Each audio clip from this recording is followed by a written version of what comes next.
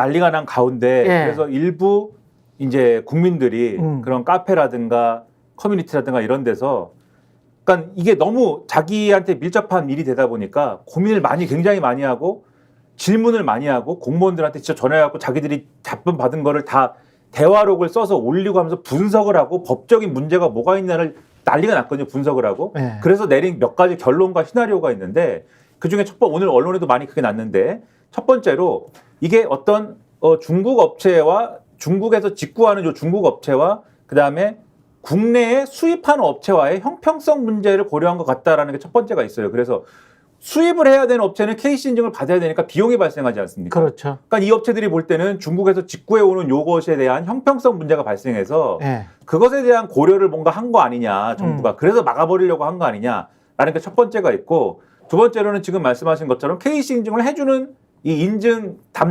인증하는 요 기관이 민간이기 때문에 민영화되어 있는 것이기 때문에 요거 관련돼 가지고 뭔가 유착이 있는 거 아니냐. 나아가서는 앞으로 KC 인증 기관에 대해서 영리화한다고 했기 때문에 영리화된 기관에도 인증 자격을 준다고 했기 때문에 요거 관련된 무슨 짬짬이나 이런 게 있는 거 아니냐. 요런 의심, 요건 이제 확인된 건 아니기 때문에 그렇죠. 의심이라고 해야 될 텐데 네.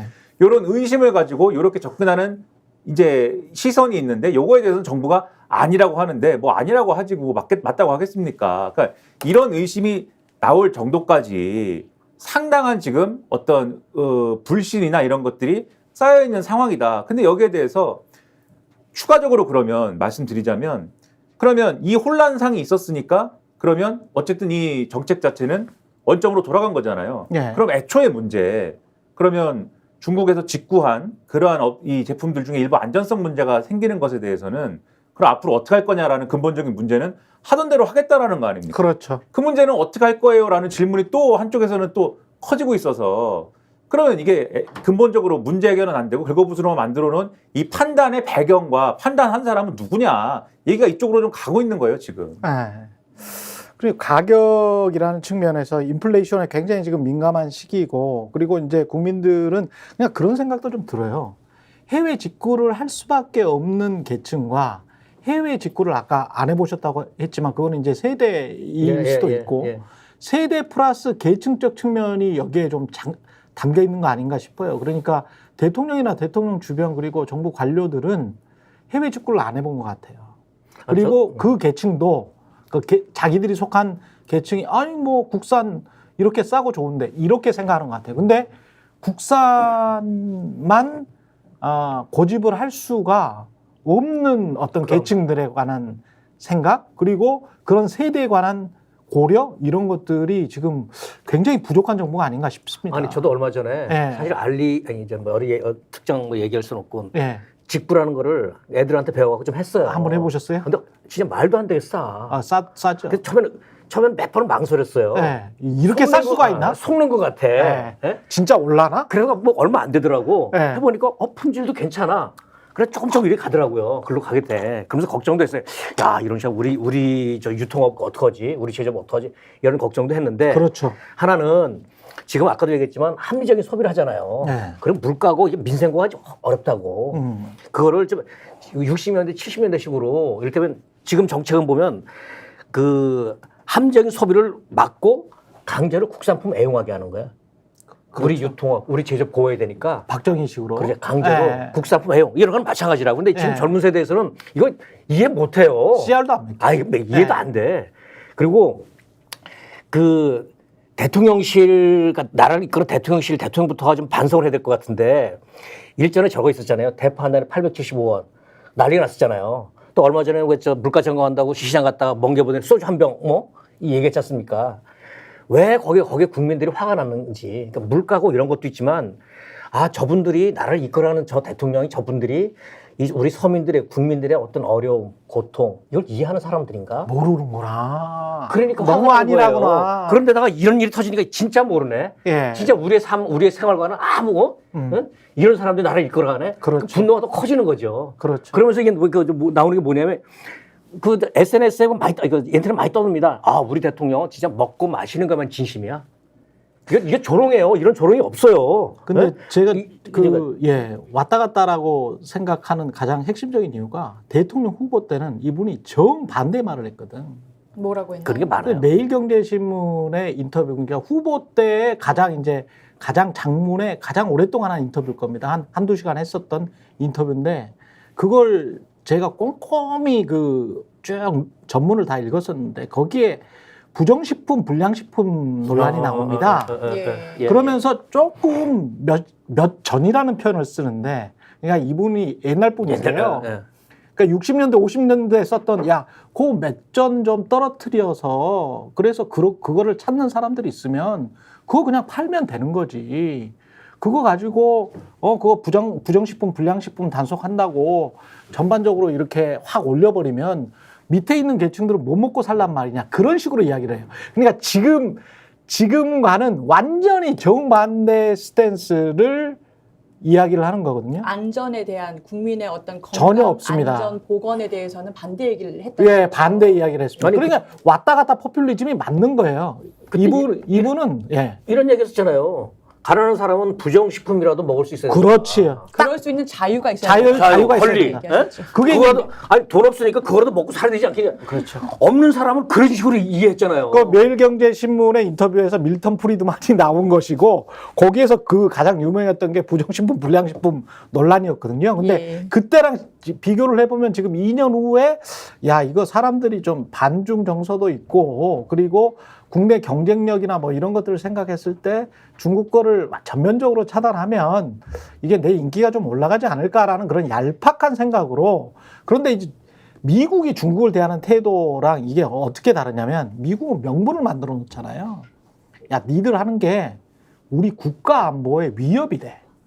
그래서 첨단 기술 반도체 이쪽은 그것도 몇 나노 이상, 뭐 7나노 이상, 뭐 이런 거는 당신들한테 뭐 제조 장비랄지 이런 것들을 갖다 댈 수가 없어. 왜냐하면 우리 국가 안보에 위협이 되니까.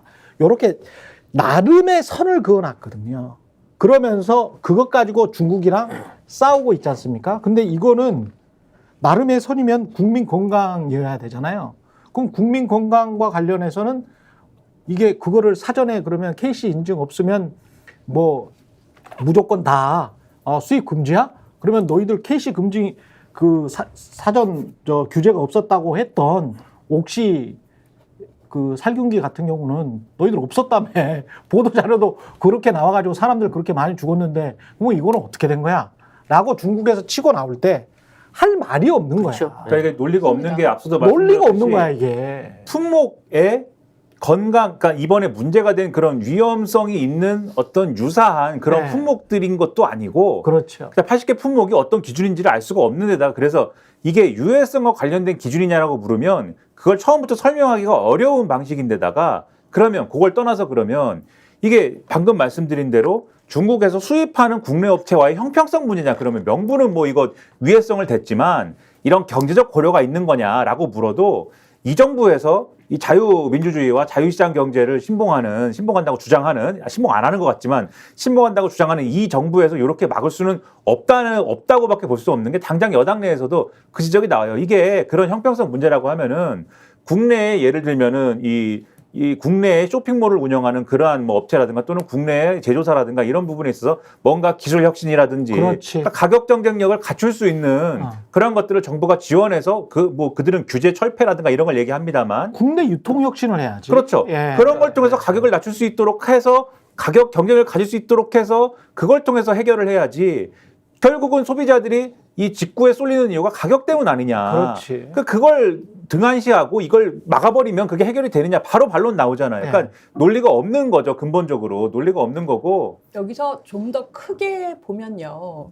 정부의 속내는 사실은 급성장하는 너무 지나치게 싼 중국 쇼핑몰에 대한 견제가 필요하다라는 그렇죠. 정책적 속내였을 수 있습니다. 예. 근데 이거를 그렇게 대놓고 당신들 너무 급성장하니까 우리가 견제 좀 합시다 이렇게 할 수는 없으니 국민의 건강, 어린이용 제품에서 유해물질이 나왔잖아요. 네. 옳다구나. 이걸 명분으로 해서 지렛대로 삼아서 견제를 해보자라는 굉장히 선한 목적이었을 수 있어요. 그건 우리 국익에 도움이 될 수도 있고 여러 가지 면에서. 그런데 문제는 아까 미국 얘기도 하셨지만 정책이 정밀함이 부족한 거죠. 그렇죠. 이게 계속 네. 반복됩니다. 이 문제가 또 나온 건데 계속 대통령의 무슨 향기가 나요. 이런 발표에서. 그러니까 이익이라는 게 다 상충되기 때문에 정책이라는 거는 이익과 이익을 조율하는 건데 거기서 굉장히 정밀해야 되는 건데요. 의대에서도 의대 정원 문제도 2,000명이라고 발표한 다음에 계속 밀어붙였잖아요. 근데 또 오늘 또 R&D 예타 폐지하라라고 갑자기 또 지시가 내려왔지 않습니까? 근데 이게 예타라는 것도 예. 다 연역적으로 필요해 생긴 거기 때문에 네. 이거를 갑자기 폐지?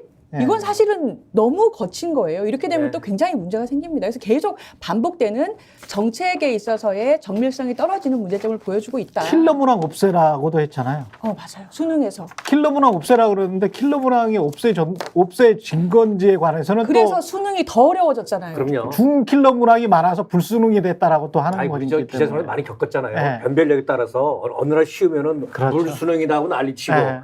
그 다음에는 변별력 갖춘다 하면 어려워서 사교육비 올라간다. 이런 사정을 모르는 거예요. 그러니까 좀 전에 왜 저 의대 정원도 이번에 행정법원 결정이 그렇게 나긴 했지만 그건 제가 보기에는 정부 승리 아니에요. 정부 승리가 아니라고. 예를 들면 행정법원에서 예. 행정법원에서 절차상의 문제, 음. 그러니까 의료 개혁이 필요하냐 이거는 법원의 문제가 아니에요. 그렇죠. 그 네. 법원의 문제가 아니라니까. 네. 그 정치에서 할 문제지. 그렇죠, 그렇죠. 행정법원에 따져야 되고 이것이 법으로 정해진 어떤 절차대로 진행이 됐느냐, 민주적으로 진행됐느냐 이걸 봐야 되는 거잖아요. 그거 보면 되는 거라고.